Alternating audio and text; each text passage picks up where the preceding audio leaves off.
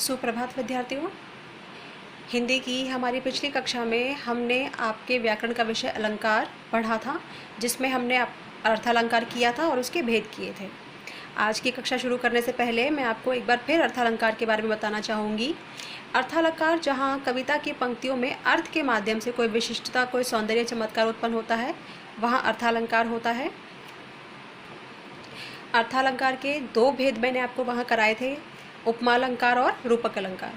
एक बार उपमा अलंकार फिर देखते हैं। उपमा अलंकार जहाँ पर आप किसी व्यक्ति या वस्तु की तुलना उसके रूप, स्थिति, गुण आदि के कारण, स्वभाव आदि के कारण आप किसी विशिष्ट व्यक्ति या वस्तु से करते हैं या उनमें समानता बताते हैं, वहाँ आपका उपमा अलंकार होता है। जैसे पीपर पात सरिस मंडोला, यानी पीपल के पत्ते के समान मंडोला। यहाँ पर मनुष्य के मन के डोलने की तुलना पीपल के पत्ते के हिलने से की गई है, अतः यहाँ पर उपमा अलंकार है। उपमा अलंकार के 4 अंग मैंने आपको बताए थे: उपमेय, उपमान, साधारण धर्म और वाचक शब्द। उपमेय होता है जिस वस्तु की या व्यक्ति की समानता बताई जाती है, जिसकी तुलना की जाती है, जो हमारे सामने प्रस्तुत होता है। उपमान होता है जिसकी हम उपमेय से समानता बताते हैं या तुलना करते हैं। वाचक शब्द होता है अगला, जहाँ पर वाचक शब्द वो शब्द होते हैं जो उपमेय और उपमान की समानता को दिखाते हैं, को प्रकट करते हैं। जैसे इस पंक्ति में हमारा वाचक शब्द है सरिस, यानी के समान।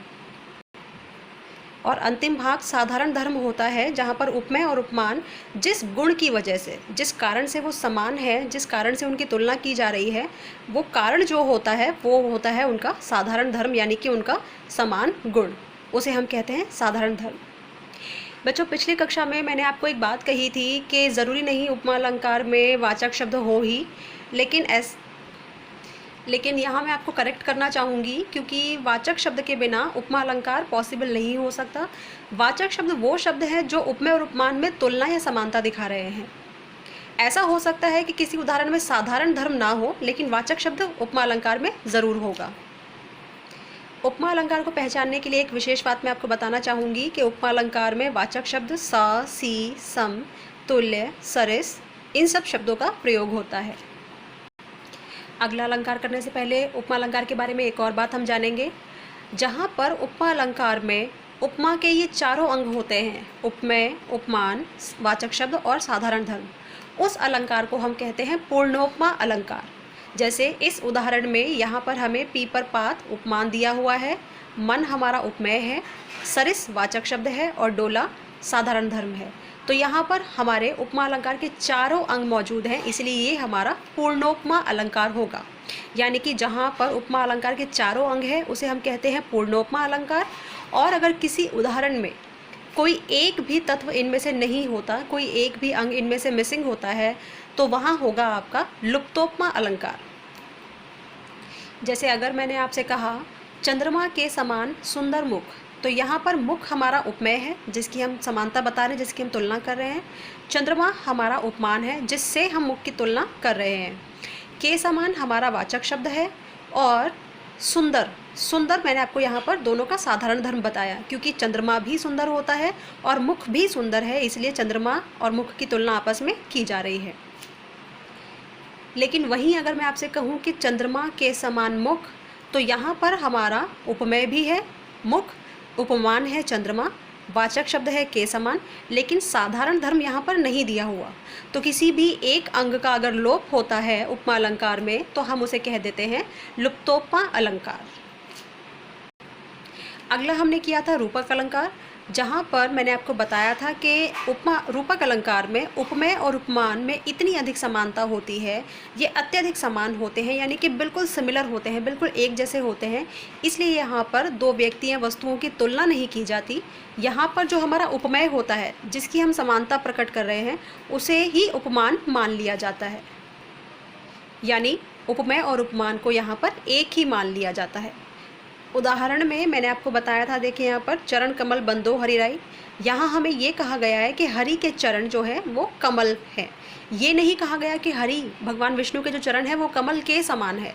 अगर के समान शब्द होता तो ये हमारा उपमा अलंकार हो जाता, लेकिन हमने यहाँ पे क्या किया है कि हरि के चरण जो है हमने उन्हें कमल ही बता दिया है। अत्यधिक समानता होने के कारण हमने हरि के चरणों को ही कमल कह दिया है।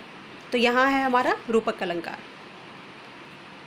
आज की कक्षा में हम शुरू करेंगे हमारे अर्थालंकार का तीसरा भेद, तीसरा अलंकार जो है उत्प्रेक्षा अलंकार। सबसे पहले परिभाषा पढ़ते हैं।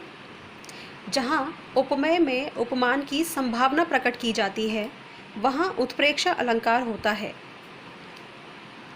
देखिए, अर्थालंकार में हमें उपमा अलंकार को पढ़ना और समझना बेहद ज़रूरी है, क्योंकि हमारे जो रूपक अलंकार है, उत्प्रेक्षा अलंकार है, ये सब हमारे उपमा अलंकार से ही जुड़े हुए हैं, उपमा अलंकार के अंगों से जुड़े हुए हैं, जो मैंने आपको बताए थे, उपमेय, उपमान, साधारण धर्म, वाचक शब्द।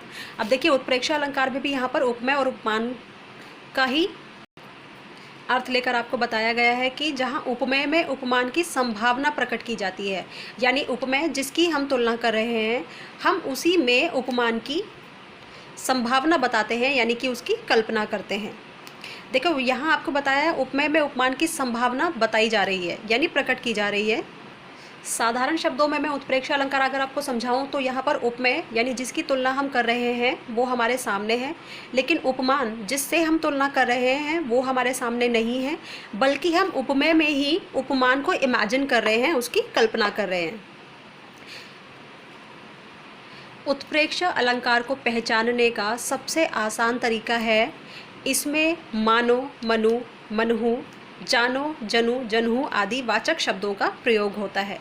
तो यहाँ पर आप उत्प्रेक्षा अलंकार को आसानी से पहचान सकते हैं। अगर आपको किसी पंक्ति का अर्थ समझ नहीं भी आ रहा है कि कविता की पंक्ति में आपको क्या कहा गया है, तो यहाँ पर आप मानो, मनु, मनहु, जानो, जनु, जनहु आदि शब्दों को देखकर ही पहचान जाएंगे कि यहाँ पर उत्प्रेक्षा अलंकार है, क्योंकि ये मानो, मनु यहाँ पर आपको इमेजिन करने के लिए कहा जाते हैं, ये शब्द जो वाचक शब्द कहे गए हैं।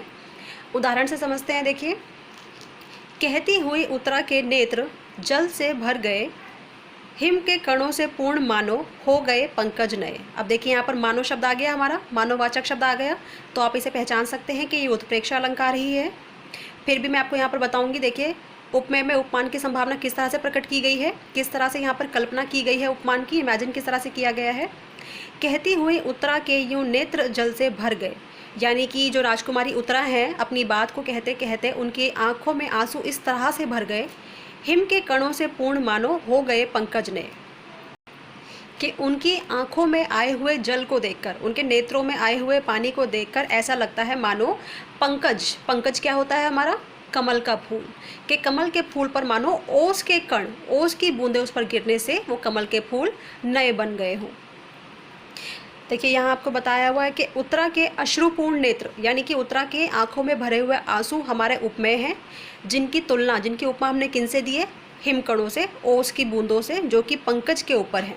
तो यहाँ पर उत्तरा के आंखों में आंसू हमारे सामने हैं, लेकिन कमल के फूल पर ओस की बूंदें हमारे सामने नहीं हैं। फिर भी हमने यहाँ पर उत्तरा के नेत्रों में आए हुए आंसुओं की तुलना कमल के फूल पर पड़ी ओस की बूंदों से की है। तो यहाँ पर हमने संभावना प्रकट की है कि उत्तरा की आंखों में आंसू ऐसे लगते हैं मानो जैसे कमल के फूल पर ओस की बूंदें हो। तो यहाँ पर उपमेय जिसकी हम तुलना कर रहे थे, समानता बता रहे थे, हमने उसी में उपमान को इमेजिन किया है, उसकी कल्पना की है। ये नहीं कहा कि वो उसके समान है, ये कहा है कि मानो उसके नेत्रों में जो जल है वो ही पंकज पे हिमकण है, यानी कि कमल के फूल पर ओस की बूंदें हैं। उत्प्रेक्षा अलंकार का अगला उदाहरण देखेंगे यहाँ पर। देखिए, उदाहरण में, उस काल मारे क्रोध के तनु कांपने उनका लगा, मानो हवा के जोर से सोता हुआ सागर जगा। अब देखिए, यहाँ पर फिर शब्द आया, वाचक शब्द आपका मानो। तो जो भी उत्प्रेक्षा अलंकार के हमारे उदाहरण होंगे उनमें ये वाचक शब्द आपको मनु, मानो, मनहु, जनु, जानो, जनहु ये आपको देखने को मिलेंगे। तो यहाँ आपसे कहा गया है कि उस काल मारे क्रोध के तनु कांपने, तनु यानी उन शरीर, और काल यानी समय, कि उस समय उनका शरीर क्रोध से इस तरह कांपने लगा मानो सोता हुआ सागर जो है वो जाग गया हो, कि जब जैसे शांत सागर में एकदम से तूफानी लहरें उठने लगती हैं, उसी तरह से उनका शरीर जो है वो कांप रहा है। तो यहाँ पर उनके शरीर के गुस्से से कांपने में हमने जो है सोते हुए सागर के जगने का, सागर की तूफानी तेज़ लहरों के आने का हमने यहाँ पर अनुमान किया है, कल्पना की है। देखिए यहाँ पर आपको बताया, यहाँ तनु उपमेय जिसकी हम तुलना कर रहे हैं, समानता बता रहे हैं, में सोता हुआ सागर उपमान की संभावना व्यक्त की है। मानो वाचक शब्द है, यहाँ उत्प्रेक्षा अलंकार है। तो उत्प्रेक्षा अलंकार में उपमेय जिसकी समानता हम बता रहे हैं वो हमारे सामने प्रस्तुत है, लेकिन उपमान जिससे हम समानता बता रहे हैं वो प्रस्तुत नहीं है, हम उपमान की बस उसमें कल्पना कर रहे हैं। अब हम करेंगे आपका अर्थालंकार का अगला अलंकार, अतिशयोक्ति अलंकार। परिभाषा शुरू करेंगे, जहाँ चलिए पहले अतिशयोक्ति शब्द का मैं आपको अर्थ बताती हूँ। अतिशयोक्ति शब्द आपका दो शब्दों को मिलकर बना है, अतिशय जमा उक्ति।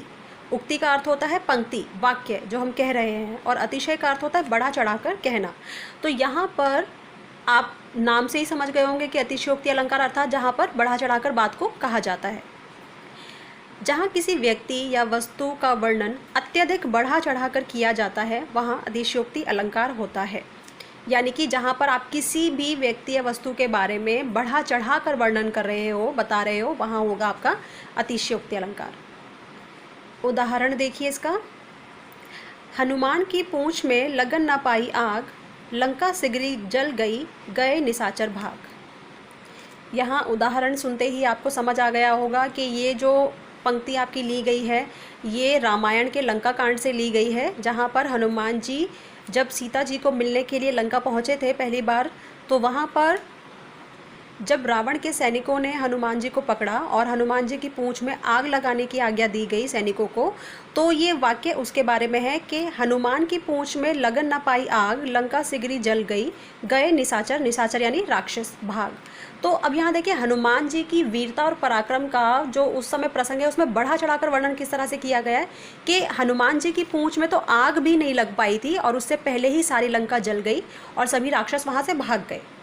तो देखो ये तो एक इम्पॉसिबल ही बात है ना कि बिना पूंछ में आग लगे ही उन्होंने पूरी लंका को कैसे जला दिया, और अगर सारे राक्षस वहाँ से भाग ही गए थे तो फिर रामायण में राम जी का युद्ध किन के साथ हुआ था। तो यहाँ पर बात जो है वो बढ़ा चढ़ाकर की गई है कि पूंछ में आग लगने से पहले ही हनुमान जी ने पूरी लंका को जला दिया। अगला उदाहरण देखिए इसका, आगे नदियाँ पड़ी अपार, घोड़ा कैसे उतरे पार, राणा ने सोचा इस पार, तब तक चेतक था उस पार। अब इस उदाहरण में हमें राणा सांगा जी के जीवन का एक उदाहरण बताया है, उनके एक युद्ध का, कि युद्ध चल रहा था और महाराणा सांगा को जो है शत्रुओं से बचने के लिए नदी पार जाना था। तो उनके घोड़े का और महाराणा सांगा का जो वीरता का इतना बड़ा चढ़ाकर यहाँ पर वर्णन किया गया है कि अभी तो राणा जी नदी के पार खड़े सोच ही रहे थे कि नदी को कैसे पार किया जाए, घोड़ा कैसे उस पार उतारा जाए, और उनके सोचने से पहले ही उनका चेतक, उनका जो घोड़ा था वो उस पार पहुँच गया। अब यहाँ ये कैसे पॉसिबल हो सकता है कि राणा जी सिर्फ सोच ही रहे हैं और उनके सोचने भर में ही उनका घोड़ा जो है नदी के पार पहुँच गया। तो यहाँ पर राणा जी के सोचने से पूर्व ही उनके घोड़े के नदी पार किए जाने का वर्णन होने से यहाँ पर अतिशयोक्ति अलंकार है, अर्थात बढ़ा चढ़ाकर जो है बातों का यहाँ पर वर्णन किया गया है, बातों को बताया गया है। ये थे हमारे 4 अर्थालंकार, उपमा अलंकार, रूपक अलंकार, उत्प्रेक्षा अलंकार और अतिशयोक्ति अलंकार। उसके अलावा पिछली कक्षा में मैंने आपको ये बताया था कि शब्दालंकार और अर्थालंकार के अलावा भी हमारी आधुनिक हिंदी भाषा के अनुसार और नए अलंकार भी हैं जिन्हें हम अन्य अलंकारों में गिनते हैं। तो अन्य अलंकार में 3 हमारे अलंकार जो हैं वो महत्वपूर्ण हैं, पुनरुक्ति प्रकाश अलंकार, मानवीकरण अलंकार और दृष्टांत अलंकार। पिछली कक्षा में पुनरुक्ति प्रकाश अलंकार हमने पढ़ा था, एक बार फिर इसको यहाँ रिपीट कर लेते हैं, रिकैप्चुलेशन हो जाएगी। जहाँ पुनरुक्त शब्दों का प्रयोग होता है वहाँ पुनरुक्ति प्रकाश अलंकार होता है। पुनरुक्त यानी कि एक ही शब्द को वापस उक्त करना, वापस प्रयोग करना। इन पुनरुक्त शब्दों का अर्थ यमक अलंकार की तरह अलग अलग नहीं होता, एक ही अर्थ होता है। ये शब्द युग्म की तरह प्रयुक्त होते हैं। जैसे मैं किस्म किस्म के गीत बेचता हूँ, यहाँ पर आपको ये बताया गया है कि जैसे यमक अलंकार मैंने आपको पढ़ाया था शब्दालंकार में कि वहाँ पर एक शब्द जो है वो पुनः उपयुक्त किया जाएगा, यानी कि वो रिपीट होगा और जितनी बार भी वो शब्द आएगा हर बार उसका अर्थ अलग होगा। लेकिन पुनरुक्ति प्रकाश अलंकार में ऐसा नहीं है। यहाँ आपको ये बताया गया कि यहाँ पर एक ही शब्द जो है वो वापस अगर प्रयोग किया जाएगा तो दोनों बार उस शब्द का अर्थ सेम होगा, समान होगा, एक ही होगा। जैसे मैं किस्म किस्म के गीत बेचता हूँ, तो यहाँ किस्म किस्म का अर्थ एक ही है, तरह तरह, कि मैं तरह तरह के गीत बेचता हूँ। अवलोक रहा है बार बार, यानी देख रहा है बार बार, तो यहाँ पर बार बार शब्द 2 बार प्रयोग किया गया है, लेकिन दोनों बार उसका अर्थ जो है वो समान है। अब हम करेंगे अन्य अलंकार में दूसरा अलंकार हमारा मानवीकरण अलंकार। मानवीकरण की परिभाषा से शुरू करते हैं। जहाँ जड़ प्रकृति पर मानवीय भावनाओं तथा क्रियाओं का आरोप हो, वहाँ मानवीकरण अलंकार होता है। देखिए यहाँ आपको बताया गया है कि प्रकृति की जड़ वस्तु, प्रकृति में आप सबको पता है कि क्या आता है, पेड़ पौधे, पर्वत पहाड़, नदियाँ, ये सब चीज़ें जो है हमारी प्रकृति है। प्रकृति में बहुत सी चीज़ें हैं जो जीवित हैं, जैसे हमारे पेड़ पौधे सांस लेते हैं पर वो हिल नहीं सकते, पर्वत हो गए, ये सब जो है हमारे जड़ प्रकृति है। तो प्रकृति की जो भी चीज़ें हैं, चाहे वो जीवित हैं या वो निर्जीव हैं, जब उन पर मानवीय भावनाओं का, यानी मानव की भावनाएं, मानव क्या महसूस करता है, उसकी भावनाएं क्या है, तथा मानव की क्रियाओं का, मानव जो कार्य करते हैं, जो क्रियाकलाप करते हैं, उनका आरोप जब प्रकृति की वस्तुओं पे किया जाता है, वहाँ मानवीकरण अलंकार होता है। अब देखिए आरोप करने का मतलब ये है, यहाँ पर आरोप करना मतलब कोई ब्लेम लगाना नहीं है। यहाँ पर आरोप का अर्थ है यहाँ पर कि जब आप प्रकृति की किसी वस्तु पर मनुष्य होने का आप उसके ऊपर बोध कराते हो, किसी शब्द को बताकर या किसी वाक्य को बताकर, जब आप ये बताते हो कि ये प्रकृति की जो वस्तु है ये इंसान की तरह कार्य कर रही है या उसकी भावनाएं इंसान की तरह है, तो वहाँ होता है आपका मानवीकरण अलंकार। यानी प्रकृति की जड़ वस्तुओं को, निर्जीव वस्तुओं को आप निर्जीव नहीं मान रहे हो, आप उनको मानव के समान मान रहे हो। जैसे उदाहरण देखिए, उदाहरण में आपको स्पष्ट हो जाएगा यहाँ पर, मेखलाकर पर्वत अपार, अपने सहस्त्र दृग सुमन फाड़, अवलोक रहा है बार बार। मतलब यहाँ आपको बताया है कि पर्वतों से जो झरने गिरते हैं, जो नदियाँ गिरती हैं, वो नदियों का पानी जब नीचे ज़मीन पर इकट्ठा हो जाता है तो वो एक तरह से आईना जैसा लगता है, शीशे की एक चादर जैसे वहाँ बिछ जाती है। तो यहाँ पर पर्वत के लिए कहा गया है कि पर्वत पर मानवीय आरोप किया गया है। जिस प्रकार इंसान अपने आप को आईने में देखता है, निहारता है, उसी प्रकार मेखलाकर पर्वत जो है वो अपने ऊपर खिले हुए सुमन, यानी जो फूल पर्वत पर खिले हुए हैं, ऐसा लग रहा है कि वो पर्वत की असंख्य आंखें, सहस्त्र लिखा हुआ है, कि उसकी बहुत दृग, दृग यानी नयन, कि उसकी बहुत सारे नेत्रों से मानो ऐसा लग रहा है कि पर्वतों से गिरने वाले झरने के पानी में वो अपनी सहस्त्र आंखों से अपने आप को बार बार अवलोक रहा है, यानी बार बार अपने आप को निहार रहा है।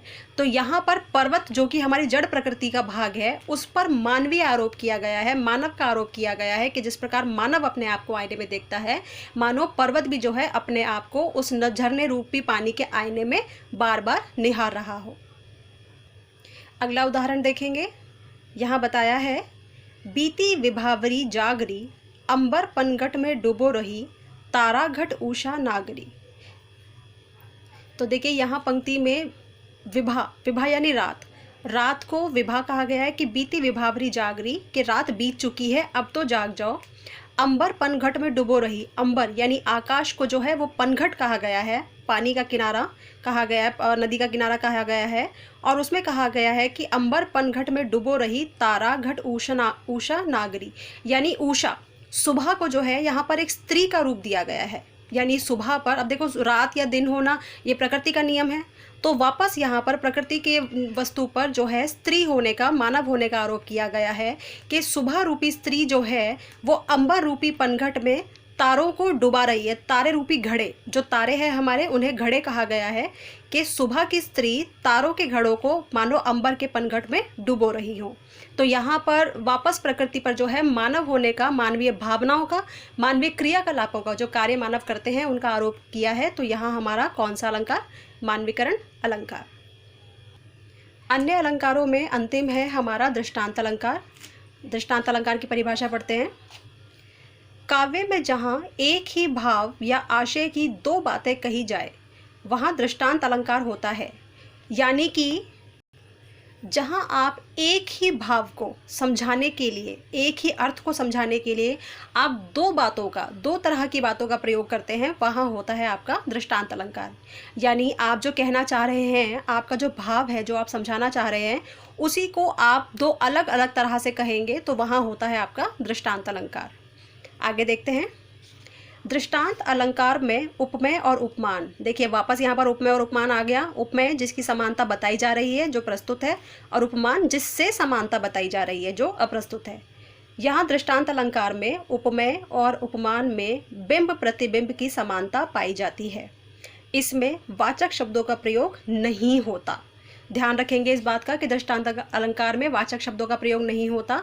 और यहाँ पर बिंब प्रतिबिंब की समानता बताने का अर्थ है, देखिए दृष्टांत अलंकार में उपमेय और उपमान में बिंब प्रतिबिंब की समानता है।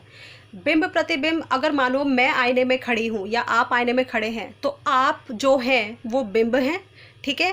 और आईने में जो आप देख रहे हैं सामने, क्या देखेगा, आप अपने आप को ही देखोगे ना, वो आप ही की छाया है जो आपको आईने में सामने नजर आ रही है, तो वो होगा आपका प्रतिबिंब। तो आपको यहाँ पर यही बताया गया है कि उपमेय और उपमान में जो समानता है वो बिंब प्रतिबिंब की है, कि अगर उपमेय बिंब है तो उपमान उसका प्रतिबिंब है। यानी उपमेय जो है, जो उपमान है वो उपमेय की ही परछाई है, उसी का प्रतिबिंब है। उदाहरण से देखेंगे हम आगे। कस्तूरी कुंडली बसे मृग ढूंढे बन माही, ऐसे घट घट राम है दुनिया देखे नाही। कस्तूरी पता है आप सबको क्या होता है? कस्तूरी एक वस्तु है, एक जो मृग यानी हिरण की नाभि में होता है, नेवल में होता है, और वो अत्यधिक सुगंधित वस्तु है, बहुत ही अधिक महक उसके अंदर से आती है। तो यहाँ पर मैंने आपको बताया था कि दृष्टांत अलंकार में एक ही आशय यानी एक ही अर्थ की बात को, एक ही भाव को समझाने के लिए जब हम दो अलग अलग तरह की बातें करते हैं, बताते हैं, तो वहाँ दृष्टांत अलंकार होता है। जैसे यहाँ उदाहरण में आपसे कहा गया है कि कस्तूरी कुंडली बस है, कि मृग ढूंढे बन माही, के कस्तूरी जो है वो मृग के कुंडली में यानी कि उसकी नाभि में ही बसी होती है, उसकी नाभि में ही स्थित होती है, स्थापित होती है, लेकिन उसकी खुशबू के वजह से मृग जो है, हिरण जो है, पूरे वन में घूम घूम कर उसे ढूंढता रहता है कि ये खुशबू कहाँ से आ रही है, जबकि उसे इस बात का ज्ञान ही नहीं होता कि ये खुशबू खुद उसके भीतर से आ रही है। ऐसे ही ऐसे घट घट राम हैं दुनिया देखे नाही, ऐसे ही भगवान की भक्ति में लीन होकर श्रद्धालु जो है मंदिरों में यहाँ वहाँ भगवान को, ईश्वर को ढूंढते रहते हैं, जबकि उन्हें इस बात का पता ही नहीं होता कि राम तो घट घट के वासी हैं। दोनों चीज़ अब सेम है। यहाँ पर आपको एक ही भाव को समझाया गया है कि इंसान जिस ईश्वर को ढूंढना चाहता है, जगह जगह जिसे ढूंढने के लिए, पाने के लिए वो घूमता है, भटकता है, उसे इस बात का ज्ञान ही नहीं होता कि ईश्वर तो घट घट का वासी है, प्रत्येक वस्तु में, प्रत्येक स्थान पर मनुष्य के खुद के मन में बसा है। उसी प्रकार जिस प्रकार मृग को ये नहीं पता होता कि कुंडली उसकी जो कस्तूरी है वो उसकी कुंडली में ही बसी है, और उसकी खुशबू की वजह से मृग जो है उसे वन में यहाँ वहाँ ढूंढता रहता है। तो दोनों बात एक ही है, दोनों बातों का अर्थ एक ही है, लेकिन दोनों बातों को समझाने के लिए दो अलग अलग तरह की बातें कही गई हैं। तो यहाँ पर होगा आपका दृष्टांत अलंकार। एक और उदाहरण पढ़ते हैं दृष्टांत अलंकार का। कारज धीरे होत है काहे होत अधीर। अधीर का मतलब व्याकुल होना, बेचैन होना। समय पाए तरुवर फले कैतिक सींचो नीर। अब यहाँ अगेन वही चीज़ है कि एक ही भाव को, एक ही आशय को, एक ही अर्थ को समझाने के लिए दो अलग अलग तरह की बातें कही गई हैं। ये कहा है कि काम तो धीरे ही होता है, जब तक जिस कार्य का उचित समय नहीं होता उससे पहले हम एड़ी चोटी का जोर लगा ले वो काम हमारा नहीं बन पाता।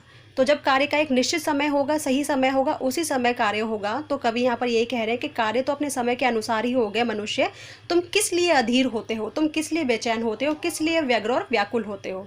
जिस प्रकार समय पाए तरुवर फले कैतिक सींचो नीर, कि आप एक पौधे को कितना भी पानी दो, अगर आप ये सोचो कि एक ही दिन में सारा दिन हम उसमें पानी देते रहेंगे और वो पौधा जो है एक ही दिन में पेड़ बन जाएगा, तो ये तो संभव नहीं है।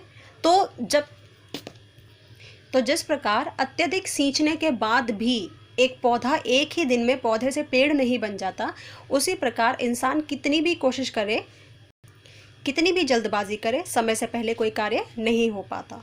तो जहाँ पर एक ही अर्थ को समझाने के लिए, एक ही आशय को समझाने के लिए दो अलग अलग तरह की बातें कही जाती हैं, वहाँ होता है हमारा दृष्टांत अलंकार।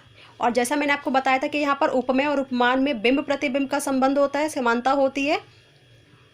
तो यहाँ देखिए, जैसे ऐसे घट घट राम है दुनिया देखे नाही, यहाँ पर ये पंक्ति जो है हमारी उपमेय है, ठीक है। और इसी का प्रतिबिंब जो है, ये पंक्ति हमने यहाँ पर प्रयोग की है, कस्तूरी कुंडली बसे मृग ढूंढे मन माही, यानी इस पंक्ति को हम उपमेय मानेंगे तो ये पंक्ति इसका प्रतिबिंब है, यानी इसी की परछाई है जो हमारा उपमान है। यहाँ पर भी हमें मनुष्य को ये समझाना है कि कोई भी कार्य जो है वो अपने समय से ही होगा, उसके लिए मनुष्य को पहले से ही अधीर होने की आवश्यकता नहीं है। तो यहाँ पर ये हमारा उपमेय है, जबकि हमने इसकी समानता किससे बताई है, ये हमारा उपमान है, यहाँ हमने इसका उदाहरण दिया है, तो ये इसका प्रतिबिंब होगा। इस प्रकार से दृष्टांत अलंकार में उपमेय और उपमान में बिंब प्रतिबिंब का संबंध है, समानता है। मुझे उम्मीद है छात्रों कि आपको अलंकार जो है आप समझ आ गए होंगे, परिभाषा, उदाहरण, भेद इनके। YouTube पे बनाई गई, अपलोड की गई मेरी ये वीडियोस 48 आवर्स से ज़्यादा नहीं होगी, तो आप जल्दी से जल्दी ये वीडियो को देखकर समझें और अपना कार्य अलंकार का पूरा करें। धन्यवाद।